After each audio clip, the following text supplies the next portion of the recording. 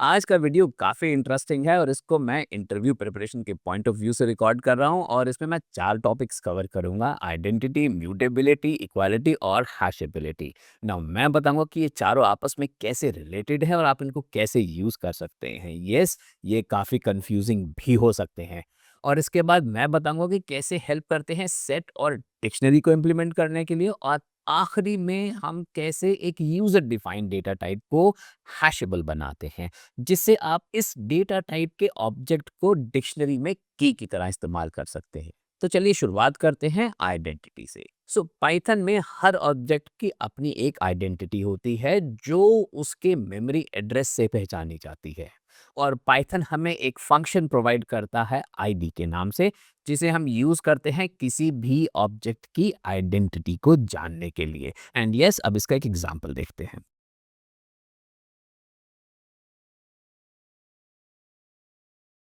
Now इस code segment में जो पहला आईडी फंक्शन कॉल है वो मुझे स्ट्रिंग ऑब्जेक्ट का मेमोरी एड्रेस प्रिंट करके दे रहा है, और जो दूसरे वाला आईडी स्टेटमेंट है वो मुझे इंटीजर ऑब्जेक्ट का मेमोरी एड्रेस प्रिंट करके दे रहा है। आइडेंटिटी के ऊपर अभी इतना ही। मैं आइडेंटिटी ऑपरेटर को बाद में थोड़ी देर में फिर से डिस्कस करूंगा, पर अभी हम डिस्कस करेंगे म्यूटेबिलिटी को। और पाइथन में ऑब्जेक्ट्स दो तरह से होते हैं, म्यूटेबल और इम्यूटेबल। जो म्यूटेबल ऑब्जेक्ट्स होते हैं मैं उनको चेंज कर सकता हूँ, और जो इम्यूटेबल ऑब्जेक्ट्स होते हैं मैं उनको चेंज नहीं कर सकता। म्यूटेबल ऑब्जेक्ट्स के जो एग्जांपल्स हैं वो है लिस्ट, डिक्शनरी, सेट और बाइट एरे। और जो इम्यूटेबल है उसमें है integer, float, complex, string, tuple, range, bool, frozen set, bytes, none type. अब हम इन डेटा टाइप्स की म्यूटेबिलिटी को चेक करते हैं।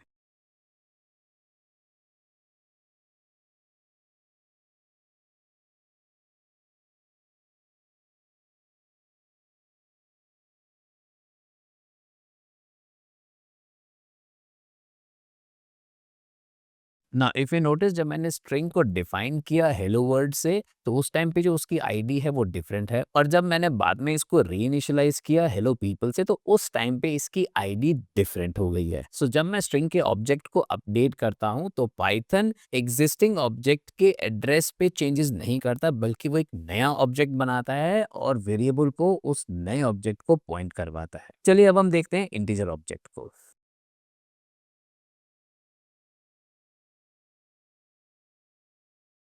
नाउ इंटीजर के केस में भी सेम चीज़ है। जब मैं इंटीजर को मॉडिफाई करता हूँ तो एक नया ऑब्जेक्ट क्रिएट हो रहा है, एग्जिस्टिंग ऑब्जेक्ट अपडेट नहीं हो रहा। अब टपल का भी एक एग्जांपल चेक कर लेते हैं।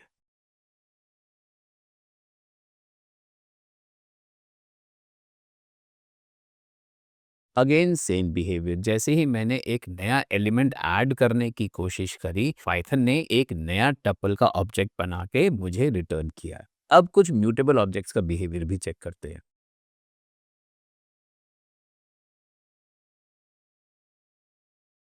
नाउ म्यूटेबल ऑब्जेक्ट्स के केस में जो ऑब्जेक्ट की आइडेंटिटी है वो सेम है, विच मीन्स जो एग्जिस्टिंग ऑब्जेक्ट है वही अपडेट हुआ है, नया ऑब्जेक्ट नहीं बना है। वेल, सेट्स के बारे में भी यही सेम बिहेवियर होता है। मैं इसका भी एक एग्जांपल शेयर करता हूँ।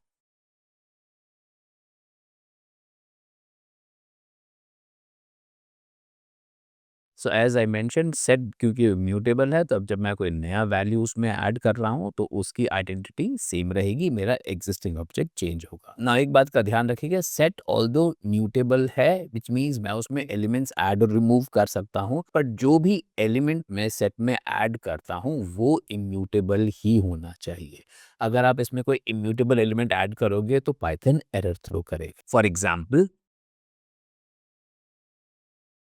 ये स्टेटमेंट जब आप एग्जीक्यूट करोगे तो पाइथन एरर थ्रो करेगा। अब एक एग्जांपल डिक्शनरी का भी।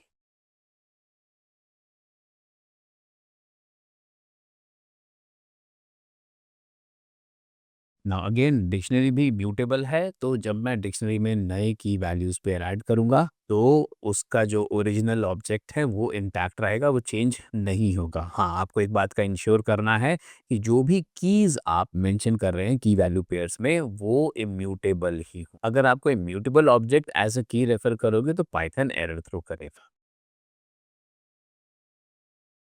अगर आप नोटिस करें तो यहाँ पे इसने मुझे टाइप एरर दिया है कि जो लिस्ट है वो अनहैशेबल है। But at the same time अगर मैं यहाँ पे लिस्ट की जगह टपल मेंशन करूँगा तो ये कोड चलेगा, क्योंकि टपल जो है वो इम्यूटेबल है। And here is the value. अब हम चेक करेंगे कि जब मैं ये म्यूटेबल और immutable objects as an argument to a function भेजता हूँ तो उसका क्या बिहेवियर है। इस कोड सेगमेंट में मैंने एक फंक्शन डिफाइन किया है, मॉडिफाई इम्यूटेबल ऑब्जेक्ट, जो एक आर्ग्यूमेंट रिसीव कर रहा है, जो कि एक इम्यूटेबल ऑब्जेक्ट है ना। और इस फंक्शन के अंदर सबसे पहले मैंने जो आर्ग्यूमेंट रिसीव हुआ है उसकी आईडी और वैल्यू को प्रिंट किया है। उसके बाद मैंने उसमें एक ऐड करके दोबारा से उसकी नई आईडी और वैल्यू को प्रिंट किया है। और इसके बाद मैंने एक वेरिएबल डिफाइन किया है इम्यूटेबल वैल्यू, जिसकी वैल्यू है 20453।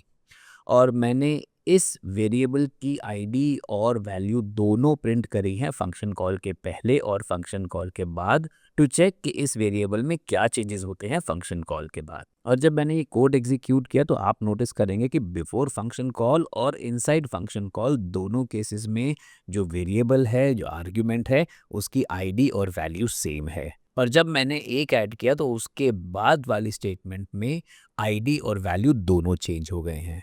बट फंक्शन कॉल के बाद जब मैंने आफ्टर फंक्शन कॉल वाला स्टेटमेंट एग्जीक्यूट किया तो आप अगेन नोटिस करेंगे जो मेरा ओरिजिनल वेरिएबल और वैल्यू है वो सेम है, इंटैक्ट है, उनमें कोई चेंज नहीं आया। नाउ द रीज़न इज ऐसा हो क्यों रहा है। सो इन पाइथन जब मैं कोई आर्ग्यूमेंट पास करता हूँ पाइथन के फंक्शन में, तो पाइथन उस पैरामीटर नेम को मैप करता है ऑब्जेक्ट के रेफरेंस से जो मैंने एज एन आर्ग्यूमेंट पास किया है। और इस कॉन्सेप्ट को बोलते हैं pass by object reference. That is why आपको म्यूटेबल आर्ग और म्यूटेबल वैल्यू की सेम आईडी दिखी। और जब मैंने इस म्यूटेबल आर्ग में एक ऐड किया तो उस केस में पाइथन ने एक नया रेफरेंस बनाया जहाँ पे ये मॉडिफाइड वैल्यू स्टोर करी और उसकी आईडी को म्यूटेबल आर्ग के साथ एसोसिएट किया। बट इसका जो स्कोप है वो फंक्शन लेवल पे ही है। जैसे ही मेरा फंक्शन एग्जीक्यूशन ख़त्म हुआ उसका स्कोप भी ख़त्म हो गया। इसीलिए इम्यूटेबल वैल्यू वेरिएबल में फंक्शन कॉल के बाद भी कोई असर या इम्पैक्ट नहीं आया। नाउ ये सेकंड एग्जाम्पल पहले एग्जाम्पल की तरह ही है, सिर्फ इतना चेंज है कि मैं इम्यूटेबल ऑब्जेक्ट की बजाय इसमें एक म्यूटेबल ऑब्जेक्ट भेज रहा हूँ जो कि एक लिस्ट है। और फंक्शन कॉल के अंदर मैं लिस्ट के अंदर एक नई वैल्यू अपेंड कर रहा हूँ। और अब ऑब्जर्व करते हैं कि किस तरह से म्यूटेबल लिस्ट पे चेंजेस आते हैं फंक्शन कॉल से पहले और फंक्शन कॉल के बाद। ना इस केस में अगर हम ऑब्जर्व करें तो जो इस म्यूटेबल लिस्ट की जो आईडी है वो थ्रू आउट सेम है, वो चेंज नहीं हुई है। इसीलिए जब मैंने म्यूटेबल आर्ग में एक वैल्यू अपेंड करी तो उसका इम्पैक्ट मेरे को फंक्शन कॉल के बाद भी दिखा। अगेन यहाँ पे भी वही सेम कॉन्सेप्ट है, जब भी मैं कोई आर्ग्यूमेंट पास कर रहा हूँ फंक्शन को तो पाइथन लैंग्वेज फंक्शन के पैरामीटर नेम से उसी सेम ऑब्जेक्ट को मैप करता है। अब मैं इस फंक्शन में एक छोटा सा चेंज करूंगा और फिर देखते हैं कि ये फंक्शन कैसे बिहेव करता है ना। अब मैंने जो एग्जिस्टिंग लिस्ट का ऑब्जेक्ट है उसमें वैल्यू अपेंड नहीं करी है, बल्कि मैंने म्यूटेबल आर्ग को एक नया लिस्ट असाइन किया। अब देखते हैं इस चेंज के बाद क्या इम्पैक्ट आता है म्यूटेबल लिस्ट के अंदर ना। अब जब मैंने इस कोड सेगमेंट को एग्जीक्यूट किया तो आप नोट करेंगे कि जब मैंने म्यूटेबल आर्ग को एक नई लिस्ट असाइन करी तो उसने एक नया ऑब्जेक्ट बनाया। अगेन ये जो ऑब्जेक्ट है इसका जो स्कोप है वो फंक्शन लेवल पर ही है। तो जैसे ही फंक्शन मेरा एग्जीक्यूशन खत्म हुआ ये लिस्ट भी खत्म हो गया। और फंक्शन कॉल के बाद जो मेरी म्यूटेबल लिस्ट ओरिजिनल लिस्ट है इसमें कोई भी चेंज नहीं आया। तो अब अगर मैं इसको समराइज करूं तो जब मैं कोई इम्यूटेबल ऑब्जेक्ट फंक्शन में पास करता हूं तो उसे अगर मैं मॉडिफाई करें तो ओरिजिनल ऑब्जेक्ट जो मैंने पास किया है फंक्शन को उसमें कोई चेंज नहीं होता। लेकिन जब मैं कोई म्यूटेबल ऑब्जेक्ट फंक्शन में पास करता हूं और फिर मैं उस ऑब्जेक्ट को मॉडिफाई करता हूं फंक्शन के अंदर तो इसका इम्पैक्ट फंक्शन कॉल के बाद भी विजिबल होता है। बट म्यूटेबल आर्ग्यूमेंट के केस में अगर मैंने जो पैरामीटर नेम है उसको किसी नए ऑब्जेक्ट को रेफर किया तो उस केस में जो मेरा ओरिजिनल ऑब्जेक्ट है उसमें कोई भी इम्पैक्ट नहीं आएगा। Just to remind you again, जब भी मैं कोई ऑब्जेक्ट पास करता हूँ फंक्शन में तो पाइथन उसी ऑब्जेक्ट को फंक्शन के अंदर पैरामीटर के नाम से ही मैप करता है, उसकी कोई नई कॉपी या एडिशनल कॉपी नहीं बनाता है। चलिए अब मैं शेयर करता हूँ एक छोटा-सा ट्रिकी क्वेश्चन।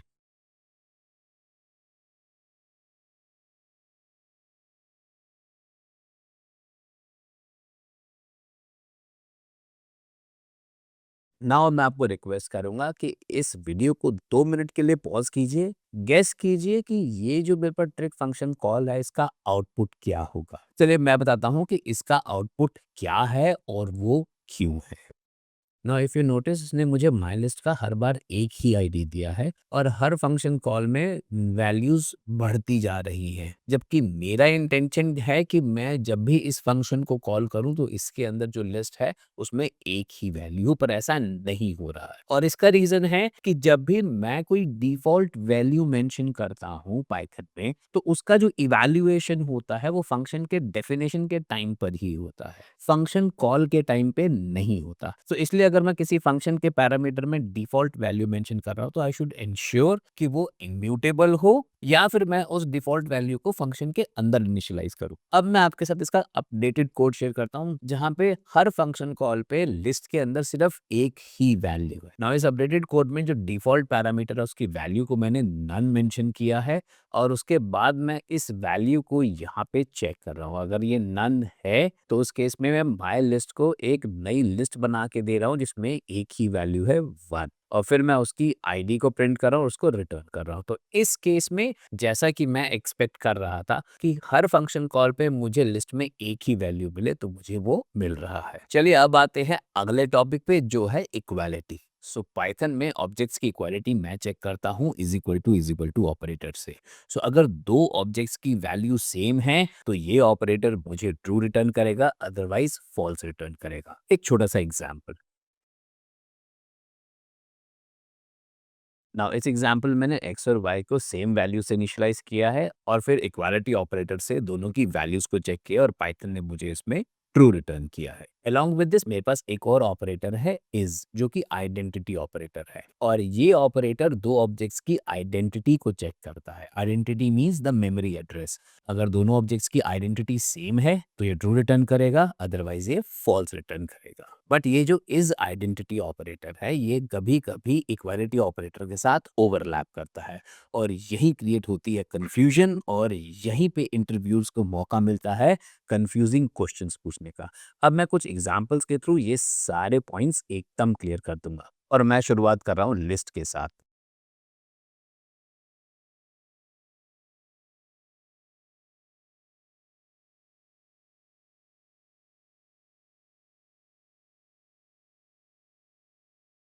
इस एग्जाम्पल में सबसे पहले मैंने माई लिस्ट वन और माई लिस्ट टू के नाम से दो लिस्ट क्रिएट करी जिनके अंदर वैल्यू सेम है। इसीलिए मुझे इसने जो इक्वालिटी ऑपरेटर है उसकी वैल्यू को ट्रू रिटर्न किया। बट जब मैंने यहाँ पे आइडेंटिटी ऑपरेटर यूज किया तो इसने मुझे फॉल्स रिटर्न किया क्योंकि माई लिस्ट वन और माई लिस्ट टू दो अलग अलग ऑब्जेक्ट्स हैं। बट जब मैंने माई लिस्ट थ्री को माई लिस्ट वन के साथ इनिशियलाइज किया और उसके बाद मैंने माई लिस्ट वन और माई लिस्ट थ्री पे जब आइडेंटिटी ऑपरेटर यूज किया तो उसने मुझे ट्रू रिटर्न किया। सो इस केस में ये ट्रू इसलिए रिटर्न कर रहा है क्योंकि माई लिस्ट थ्री और माई लिस्ट वन दोनों एक ही ऑब्जेक्ट को रेफर कर रहे हैं और जब मैंने इन ऑब्जेक्ट्स की आइडेंटिटीज को प्रिंट किया तो you can see my list three और माई लिस्ट वन दोनों सेम वैल्यूज हैं, जबकि माई लिस्ट टू जो है वो उसकी आइडेंटिटी डिफरेंट है।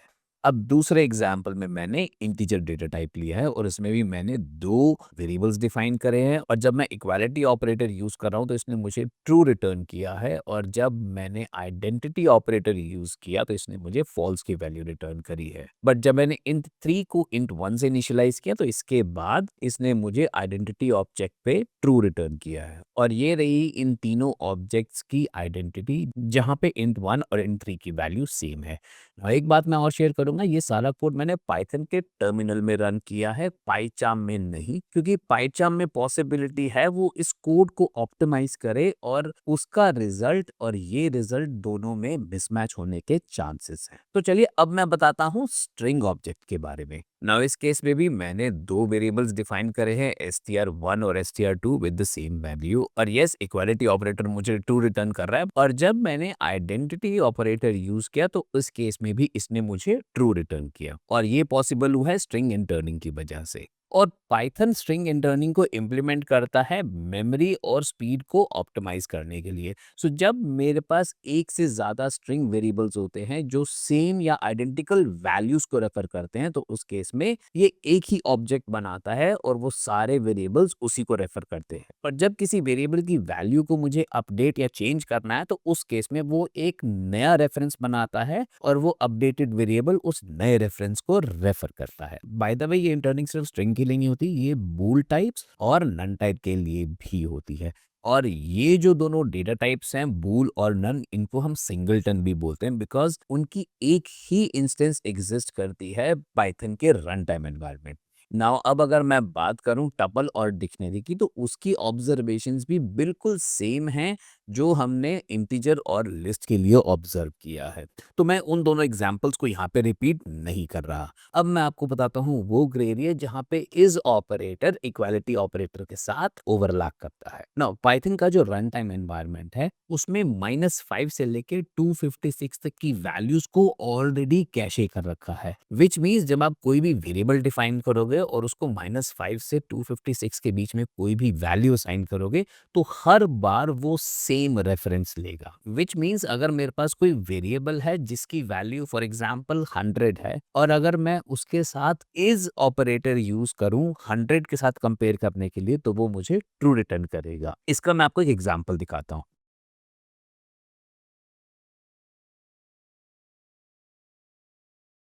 नाउ इस केस में मैंने int 1 और int 2 को 100 से इनिशियलाइज किया है, तो इस केस में int 1 इज int 2 इसलिए ट्रू रिटर्न कर रहा है क्योंकि इन दोनों की सेम आईडी है। अब अगर मैं int 1 और int 2 को कोई और वैल्यू दूं जो 256 से ज्यादा है, तो उस केस में दोनों वेरिएबल्स की आइडेंटिटी डिफरेंट होगी। नाउ अब अगर आप नोटिस करेंगे कि मैंने int 1 और int 2 दोनों को सेम वैल्यू दी है, बट इस केस में दोनों की जो आइडेंटिटी है वो डिफरेंट है। सो जब भी आप कोई वैल्यू को कंपेयर करते हो, ऑलवेज यूज इक्वालिटी या इक्वल इक्वल ऑपरेटर, चाहे वो वैल्यूज -5 से 256 के बीच में ही क्यों ना हो। इनफैक्ट इस एग्जाम्पल में जब मैंने int 1 इज 100 के साथ कंपेयर किया, ऑल्दो पाइथन ने मुझे वार्निंग दिया, बट उसने स्टिल मुझे जो रिजल्ट है वो ट्रू दिया है। So this is where the confusion occurs. So bottom line, अगर मुझे वैल्यूज को चेक करना है तो मैं इक्वालिटी ऑपरेटर को यूज करूंगा। अगर मुझे आइडेंटिटीज को चेक करना है तो मैं इज आइडेंटिटी ऑपरेटर यूज करूंगा। नाउ एक कंफ्यूजिंग टर्म अभी और भी है। मैंने आपको बताया था कि बूल और नन टाइप जो हैं वो मेरे सिंगलटन टाइप है, और जो मेरे सिंगलटन टाइप होते हैं उनको मैं इज ऑपरेटर के साथ यूज कर सकता हूं। और इस एग्जांपल में मैंने एक वेरिएबल डिफाइन किया है समवेयर, जिसको मैंने नन की वैल्यू असाइन करी है।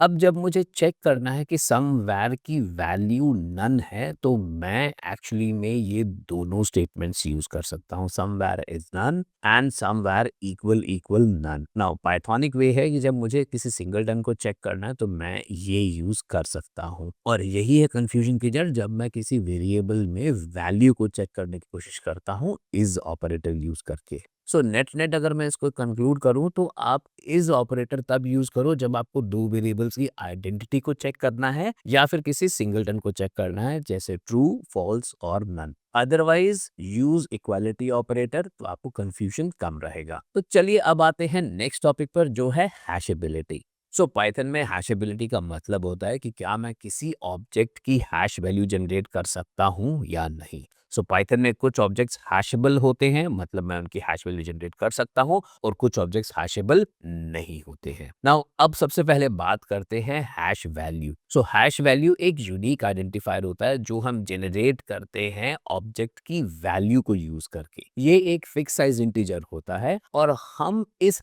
हैश वैल्यू को यूज करते हैं ऑब्जेक्ट की आइडेंटिटी की तरह। नोट, ये जो आइडेंटिटी मैं बोल रहा हूं ये डिफरेंट है जब हम एक ऑब्जेक्ट बनाते हैं और उसका जो मेमोरी रिप्रेजेंटेशन होता है। एक छोटा सा एग्जांपल। नाउ इस एग्जांपल में मैंने दो टपल्स डिफाइन करे हैं जिनकी वैल्यूज सेम है। और मैं हैश फंक्शन यूज कर रहा हूँ जो पाइथन प्रोवाइड करता है डेटा टाइप्स की हैश वैल्यू जनरेट करने के लिए। जस्ट टू टेल यू, जितने भी मेरे इम्यूटेबल डेटा टाइप्स हैं मैं उनकी हैश वैल्यू जनरेट कर सकता हूँ, और जो मेरे म्यूटेबल डेटा टाइप्स हैं अगर मैं उसकी हैश वैल्यू जनरेट करने की कोशिश करूंगा तो प्रोग्राम एरर थ्रो करेगा। सो इस एग्जांपल में मैंने टपल 1 और टपल 2 दोनों की हैश वैल्यू जनरेट करी है और उसकी आईडी भी प्रिंट करी है। नाउ इस एग्जीक्यूशन में आप नोट करोगे ये जो वैल्यू है ये मेरी हैश वैल्यू है। Now since hash value object की वैल्यू पे डिपेंड करती है तो दोनों टपल 1 और टपल 2 दोनों के केस में जो मेरी हैश वैल्यू है वो सेम होगी। Now coming to the ID, ये मेरी मेमोरी रिप्रेजेंटेशन है ऑब्जेक्ट टपल 2 की और ये मेरी मेमोरी रिप्रेजेंटेशन है ऑब्जेक्ट 1 की। बाय द वे, क्योंकि मैंने ये कोड को पाइचार्म में एग्जीक्यूट किया तो इसलिए मुझे दोनों की सेम वैल्यू दिखाई है। अगर आप इसी कोड को पाइथन के कंसोल में एग्जीक्यूट करोगे तो इस केस में दोनों टपल्स की आईडी जो है वो डिफरेंट होगी। मैं इसका स्नैपशॉट आपको पाइथन के कंसोल में भी दिखाता हूँ। नाउ इफ यू ऑब्जर्व, मैंने वही सेम कोड पाइथन कंसोल में रन किया है और इस केस में ये जो दो आईडीज हैं ये दोनों डिफरेंट हैं, जबकि पाइचार्म में मुझे इसने सेम दिखाई थी। बट जो हैश वैल्यू है वो इन दोनों के केस में सेम है। तो यही कारण है कि मेरे पास सेट में डुप्लीकेट एलिमेंट्स नहीं होते हैं, क्योंकि सेट इंटरनली हैश टेबल्स को यूज करता है उसकी इंप्लीमेंटेशन के लिए जहां पे वो इन हैश वैल्यूज को यूज करता है। And same is the case with the dictionaries, जहां पे वो डिक्शनरी की जो कीज हैं उनकी कॉरेस्पॉन्डिंग हैश वैल्यूज को यूज करता है डिक्शनरी के डेटा स्ट्रक्चर को मेंटेन करने के लिए। नाउ द क्वेश्चन इज, मैं ये जो एक्चुअल वैल्यूज हैं इन्हीं को क्यों नहीं यूज कर लेता as a keys in dictionary और एज एलिमेंट इन सेट्स? मैं ये हैश वैल्यू जनरेट क्यों करता हूँ? टू आंसर दिस, सबसे पहले हम समझते हैं कि ये डिक्शनरीज इंप्लीमेंटेड कैसे हैं और फिर इसके बाद मैं आपको बताऊंगा कि हैश वैल्यूज कहाँ मेरे को बेनिफिशियल है। So Python hash tables use करता है डिक्शनरी को इंप्लीमेंट करने के। Now hash table is an array of buckets. So जब मुझे कोई की वैल्यू पेयर डिक्शनरी में स्टोर करना है तो पाइथन सबसे पहले की का हैश वैल्यू लेगा। Based on this hash value वो उसका कॉरेस्पॉन्डिंग इंडेक्स जनरेट करेगा जो मैं उस एरे ऑफ बकेट्स में की और वैल्यू को स्टोर करूंगा। नाउ इन केस दो वैल्यूज का सेम हैश की आता है तो उस सिचुएशन को कोलिशन बोलते हैं और पाइथन इस कोलिशन को हैंडल करता है प्रोबिंग टेक्निक से। इसमें अगर इंडेक्स पे कोई key value pair already stored है तो वो नेक्स्ट लोकेशन पे जाके चेक करता है कि वो एम्प्टी है या नहीं। अगर वो एम्प्टी है तो वो की वैल्यू पेयर वहां पे स्टोर कर देता है। तो ये एक हाई लेवल डिस्क्रिप्शन कि किस तरह से ये डिक्शनरी या सेट इंप्लीमेंटेड है। अब हम समझते हैं हैश वैल्यूज के फायदे और सबसे पहला है स्पीड। नाउ इमेजिन करो कि आपके पास एक डिक्शनरी है जिसके अंदर 10,000 की वैल्यू पेयर्स हैं और हम इस डिक्शनरी में हैश वैल्यूज यूज नहीं कर रहे, हम जो एक्चुअल वैल्यू है की उसी को यूज कर रहे हैं। तो इस केस में इमेजिन करो अगर आपको सारी वैल्यूज को कंपेयर करना है तो कंपैरिजन से पहले आपको ये भी चेक करना पड़ेगा कि वो किस तरह का डेटा टाइप है। बेस्ड ऑन दैट आप कंपैरिजन करोगे और फिर चेक करोगे कि वो की एग्जिस्ट करता है या नहीं। सो ये जो प्रोसेस है ये काफी स्लो है, ये है लीनियर सर्च जिसकी कॉम्प्लेक्सिटी है ON। अब इमेजिन करो कि आप वही सेम डिक्शनरी है जहां पे आप 10,000 की वैल्यू पेयर्स यूज कर रहे हैं बट इस टाइम आपने हैश वैल्यू यूज करी है। ना अगर आपको कोई भी एक की ढूंढनी है तो आप उस की का सबसे पहले एक हैश वैल्यू जनरेट करोगे। Based on this hash value आप उसका इंडेक्स आइडेंटिफाई करोगे डिक्शनरी में एंड स्ट्रेट अवे आप जंप करोगे उस की वैल्यू पेयर पे। तो इस केस में जो मेरा जो स्पीड है सर्चिंग का वो बहुत फास्ट है और इसकी जो टाइम कॉम्प्लेक्सिटी वो है O1। तो ये पहला रीजन है कि ये सर्चिंग में बहुत फास्ट है। Now, दूसरा है इसकी मैनेजेबिलिटी, क्योंकि हैश की जो है वो एक फिक्स साइज्ड यूनिक आइडेंटिफायर है। तो चाहे आपकी की एक वर्ड की हो या 100 वर्ड्स की हो, उसका जो कॉरेस्पॉन्डिंग हैश की होगा वो फिक्स साइज का होगा। और जब मेरे पास डेटा फिक्स साइज का होगा तो उसको मुझे मेंटेन करना और मैनेज करना आसान होगा। सेकंड, क्योंकि ये इंटीजर टाइप है तो मैं जो भी कंपैरिजन करूंगा मैं हमेशा इंटीजर पे ही करूंगा। तो ये कोड की मेंटेनेबिलिटी को और भी बेटर कर देता है। अब कोडिंग टाइम, और इसमें मैं एक क्लास लिखूंगा जो कि एक यूजर डिफाइंड डेटा टाइप है और हम उसको हैशेबल टेबल बनाएंगे ताकि उस क्लास के ऑब्जेक्ट को हम एज अ की इन अ डिक्शनरी यूज कर सके। और उससे पहले मैं आपको समझाऊंगा दो डंडर मेथड्स, इक्वल और हैश, ये कैसे आपस में रिलेटेड हैं जब हमें कोई यूजर डिफाइंड डेटा टाइप को हैशेबल बनाना हो। नाउ इक्वल मेथड में तब ओवरराइड करता हूं जब मुझे ये डिसाइड करना है कि दो ऑब्जेक्ट्स कैसे कंपेयर, और हैश मेथड में तब ओवरराइड करता हूं जब मुझे डिसाइड करना हो कि ऑब्जेक्ट का हैश वैल्यू किस तरह से जनरेट होगा ना। अब इनकी अगर मैं रिलेशन की बात करूं तो जब कोई भी ऑब्जेक्ट हैशेबल होता है तो उसका एक गोल्डन रूल है, वो है कि अगर दो ऑब्जेक्ट्स इक्वल हैं, मींस इक्वालिटी में वो ट्रू रिटर्न कर रहा है, तो उस केस में दोनों ऑब्जेक्ट्स की हैश वैल्यू भी सेम होगी। और जब मैं इस यूजर डिफाइंड डेटा टाइप के ऑब्जेक्ट को एज ए की इन द डिक्शनरी यूज करूंगा तो पाइथन इन द बैकग्राउंड इस क्लास का हैश फंक्शन कॉल करेगा इसकी हैश वैल्यू को जनरेट करने के लिए। So based on this hash value Python इस की वैल्यू पेयर को हैश टेबल में स्टोर करेगा। और जब मुझे इस की वैल्यू पेयर को रिट्रीव करना है तो मैं पाइथन को की ऑब्जेक्ट मेंशन करूंगा और पाइथन फिर से इस की ऑब्जेक्ट पे हैश फंक्शन कॉल करेगा और उसकी हैश वैल्यू को जनरेट करेगा and based on this hash value ये की वैल्यू को रिट्रीव करेगा। नाउ अब एक ट्विस्ट, ऐसा हो सकता है कि जो की मैंने पाइथन को पास किया की वैल्यू पेयर को रिट्रीव करने के लिए, वो ऑब्जेक्ट और जो की वैल्यू पेयर में जो की ऑब्जेक्ट है वो दोनों डिफरेंट हो सकते हैं। सो इस केस में before dictionary returns me the key value pair, वो दोनों कीज को चेक करता है। अगर वो दोनों सेम है तो मेरे को की वैल्यू पेयर मिल जाता है, अगर वो दोनों सेम नहीं है तो इस केस में पाइथन इक्वल ऑपरेटर को कॉल करके दोनों की वैल्यूज को चेक करता है, और अगर दोनों की वैल्यूज सेम है तो फिर मुझे की वैल्यू पेयर रिटर्न करता है ना। आखिरी में एक बात और, अगर मैं किसी क्लास का इक्वल ऑपरेटर ओवरराइड कर रहा हूं तो मुझे उसका हैश फंक्शन भी ओवरराइड करना पड़ेगा। और जो गोल्डन रूल मैंने आपको बताया था कि अगर दो ऑब्जेक्ट्स की वैल्यूज सेम है, मतलब इक्वालिटी ऑपरेटर ट्रू रिटर्न कर रहा है, तो उन दोनों की हैश वैल्यू भी सेम होनी चाहिए। बट अगर मेरे पास दो ऑब्जेक्ट्स हैं और उन दोनों की हैश वैल्यू सेम है तो ये जरूरी नहीं है कि उन दोनों की जो वैल्यूज हैं वो भी सेम। हैश वैल्यू जनरेट करते हुए कलीजन्स की पॉसिबिलिटी होती है। सो इसीलिए ये एक पॉसिबिलिटी है कि हैश वैल्यूज सेम हैं दो ऑब्जेक्ट्स की, बट उनकी कॉरेस्पॉन्डिंग वैल्यूज सेम नहीं है। तो चलिए अब इसका कोड लिखते हैं। तो यहाँ पे मैंने क्लास डिफाइन करी है पर्सन के नाम से, जिसमें मैंने दो एट्रीब्यूट्स डिफाइन करे हैं, नेम और एज। नाउ इसमें मैंने सबसे पहले इक्वल मेथड को ओवरराइड किया है और ये मेथड एक और object as an argument receive करता है। और मैं सबसे पहले चेक करता हूँ कि ये जो दूसरा ऑब्जेक्ट है वो सेम क्लास का है या नहीं। अगर नहीं तो ये फंक्शन फॉल्स रिटर्न करेगा, अगर है तो फिर मैं दोनों ऑब्जेक्ट्स के एक एक एट्रीब्यूट को कंपेयर कर रहा हूँ, अकॉर्डिंगली रिजल्ट को रिटर्न कर रहा हूँ। इसके बाद है हैश फंक्शन। नाउ इस केस में भी मैंने हैश फंक्शन को जितने भी एट्रीब्यूट्स हैं इस क्लास के उनका मैंने टपल बना के एज एन आर्ग्यूमेंट पास किया है। और आखिरी मैंने रेपर मेथड ओवरराइड किया है। इसका पर्पस है कि जब मैं डिक्शनरी के कंटेंट को व्यू करता हूँ तो जो की जो वैल्यू दिखनी चाहिए वो इस बेसिस पे दिखती है। अगर मैं इस मेथड को ओवरराइड नहीं करूंगा तो डिक्शनरी मुझे ऑब्जेक्ट की बजाय उसका जो मेमोरी रिप्रेजेंटेशन है वो दिखा देगा। चलिए अब इसको टेस्ट करते हैं। और यहाँ पे सबसे पहले मैंने दो ऑब्जेक्ट्स बनाए हैं पर्सन क्लास के, P1 और P2। नाउ यहाँ पे जब मैं इसको कंपेयर करूंगा तो इस केस में मेरे को जो आउटपुट मिलेगा वो है ये वाला कि मैंने इक्वल मेथड कॉल किया है और क्योंकि दोनों के एलिमेंट्स सेम है तो इसने मुझे ट्रू रिटर्न किया। नाउ इसके बाद का जो मेरा नेक्स्ट स्टेटमेंट है जहाँ पे मैं इसकी हैश वैल्यूज को प्रिंट कर रहा हूँ, तो इस केस में मुझे इसने ये वाला आउटपुट दिया है। नाउ हैश इसने दो बार इसलिए मेंशन किया है क्योंकि मैं यहाँ पे हैश फंक्शन को दो बार कॉल कर रहा हूँ और यहाँ पे मेरी जो उसकी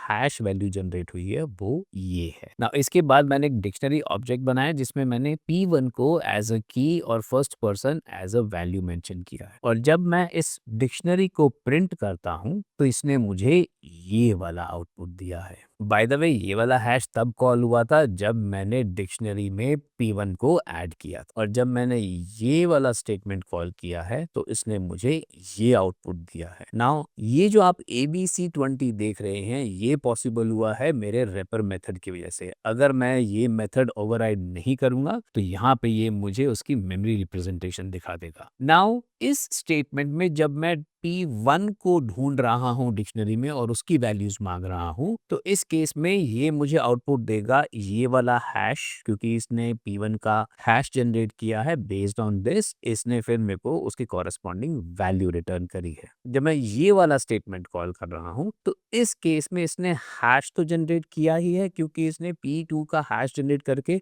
उस कॉरेस्पॉन्डिंग इंडेक्स की तरफ आएगा। बट जब उसने इंडेक्स पे वो की वैल्यू पेयर को पिक किया तो उसने आइडेंटिफाई किया कि ये जो P2 है ये P1 से डिफरेंट है। सो इस केस में उसने एक और चेक किया है जहाँ पे उसने इक्वालिटी ऑपरेटर यूज किया है और चेक किया कि दोनों ऑब्जेक्ट्स की जो वैल्यूज हैं वो आइडेंटिकल है। अब क्योंकि दोनों की वैल्यू आइडेंटिकल है तो उसने मुझे फिर से फर्स्ट पर्सन रिटर्न किया। सो ये था इस सेशन का स्कोप। आई होप आपको ये कॉन्सेप्ट्स अच्छे से समझ आएंगे और आप अपनी कोडिंग को तो इम्प्रूव करेंगे और इंटरव्यूज को भी आसानी से फेस कर सकेंगे। अब इस सेशन को कंक्लूड करने के लिए मैं आपके साथ कुछ क्वेश्चन शेयर करूंगा जो जनरली पूछे जाते हैं इन्हीं टॉपिक्स पर, और साथ में समरी इस सेशन की। सो हम फिर से मिलेंगे एक और इंटरेस्टिंग सेशन के साथ। तब तक प्रैक्टिस करते रहो, सीखते रहो। Thank you.